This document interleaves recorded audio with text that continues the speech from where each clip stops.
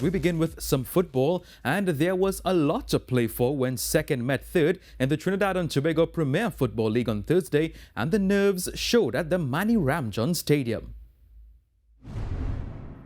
Club Sando held second position on the points table when they hosted the Defence Force, who were 2 points adrift in third at the start of their encounter in Marabella.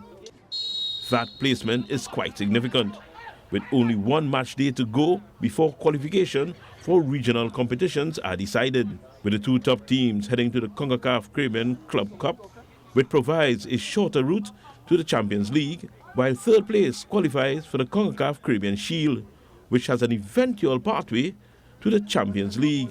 Following long periods of scrappy play, it was the Defence Force with the first real sight at goal, but Dwight Quintero was under some heavy pressure from Josiah Trimmingham and muffed the chance. Justin Sadu floated one in which caused loads of trouble for Club Sando, but the attempt was wide and the calls for handle ball were ignored by referee Crystal Sobers.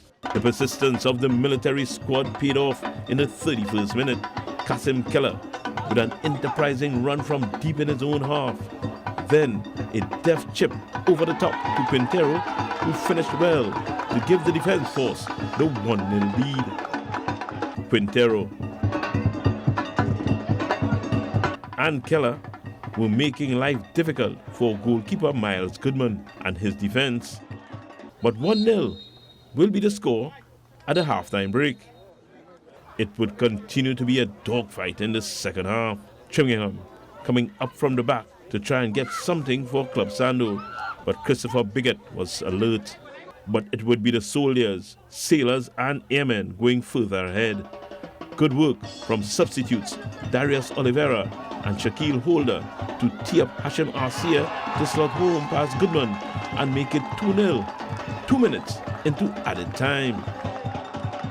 There would be no way back for Club Sando as the Defence Force leapfrogged them into second place as Champions League qualification looms. Wayne Cunningham, TTT Sport. Also in the TTPFL, action on Thursday were the league leaders Athletic Club of Port of Spain, and they passed a stern test to now look safely ahead to the Regional Club Championship. If not the tallest, Dwayne Muckett, Jamal Francois, Shea Benny and John Paul Rushford make up the deadliest foursome in local football. The Athletic Club of Port of Spain quartet and their teammates face off against Central FC, led by another diminutive playmaker, Keron Ballpest Cummings. ACPOS were the first to trouble the scoreboard. Rushford at the end of a well-worked item in the 37th minute.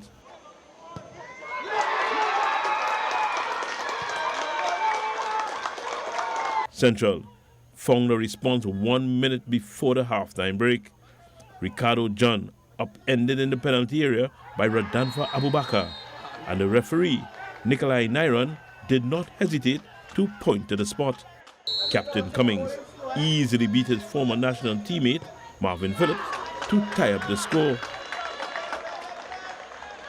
John caused all sorts of problems for the league leaders in the second half.